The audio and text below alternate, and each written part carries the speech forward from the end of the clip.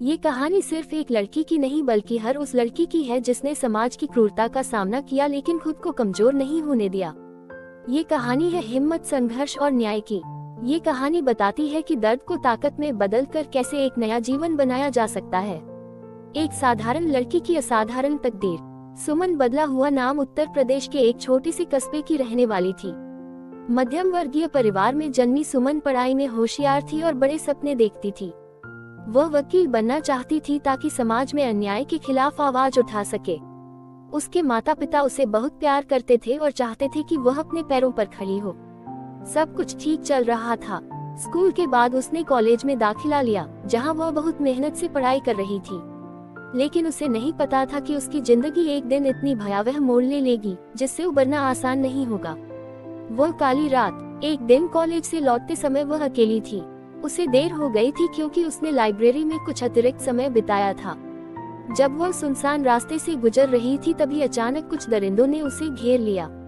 वे 4 थे, बेरहम और निर्दयी।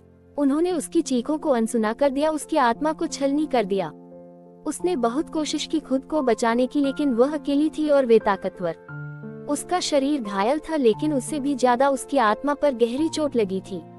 वह बेहोश पड़ी रही और जब होश आया तो खुद को अस्पताल में पाया। उसकी माँ बाप की आंखों में आंसू थे और समाज ने पहले ही उसे बेचारी कहना शुरू कर दिया था। पीड़ा से संघर्ष की ओर। सुमन के लिए ये सबसे कठिन समय था। उसने खुद को एक कमरे में बंद कर लिया, किसी से बात नहीं करना चाहती थी। उसे लगने लगा कि उसकी जिंदगी खत्म हो गई है। लेकिन तभी उसकी माँ ने उसका हाथ पकड़कर कहा, बेटा ये तूने नहीं किया, ये तेरी गलती नहीं है, लेकिन अब तुझे लड़ना होगा, सिर्फ अपने लिए नहीं, उन सब लड़कियों के लिए जो इस समाज से डरती हैं। ये शब्द सुमन के दिल में बस गए। उसने फैसला किया कि वह खुद को कमजोर नहीं पड़ने देगी। न्याय की लड़ाई। सुमन ने हिम्मत जुटाई और पुलिस में रिपोर्ट दर्ज कराई। पुलिस ने पहले टालने की कोशिश की, लेकिन जब मामला मीडिया में आया तो दबाव बढ़ा और कार्रवाई शुरू हुई। ये लड़ाई आसान नहीं थी। समाज ने उसे दोषी ठहराने की कोशिश की, यह कहकर कि लड़की को रात में बाहर नहीं जाना चाहिए था या जरूर उसने ही कुछ ऐसा किया होगा। लेकिन सुमन चुप नहीं रही। उसने कोर्ट में गवाही दी, उन लोगों का सामना किया जो उसे डराना चाहते थे। कई महीने तक चले मुकदमे के बाद आखिरकार न्याय मिला। अपराधियों को कड़ी सजा सुनाई गई। लेकिन सुमन के लिए ये सिर्फ एक जीत नहीं थी, यह एक नई शुरुआत थी। दर्द से ताकत तक का सफर। इस घटना के बाद सुमन ने कानून की पढ़ाई करने का फैसला किया।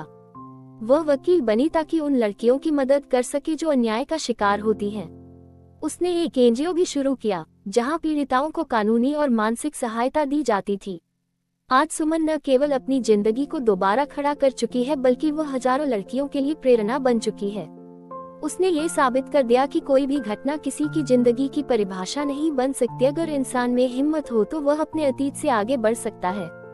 समाज को संदेश। सुमन हर मंच से यह संदेश देती है, जो हुआ वह मेरी गलती नहीं थी, लेकिन जो अब होगा वह मेरी हिम्मत पर निर्भर करता है। हम लड़कियां कमजोर नहीं है, बस हमें यह विश्वास दिलाने वाला कोई चाहिए।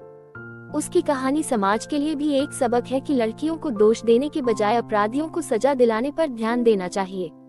कोई भी घटना आपकी जिंदगी को परिभाषित नहीं कर सकती जब तक आप उसे अपनी कमजोरी नहीं बनने देते। कानूनी अधिकारों को जानना और अन्याय के खिलाफ आवाज उठाना बहुत जरूरी है। समाज का डर छोड़कर अपनी हिम्मत पर भरोसा करना चाहिए। जो लड़कियां अन्याय का शिकार हुई हैं उन्हें सहानुभूति नहीं बल्कि समर्थन और न्याय चाहिए। सुमन की कहानी सिर्फ उसकी नहीं बल्कि उन सभी की है जो कठिनाइयों से जूझकर आगे बढ़ना चाहते हैं। ये कहानी हमें बताती है कि अंधकार कितना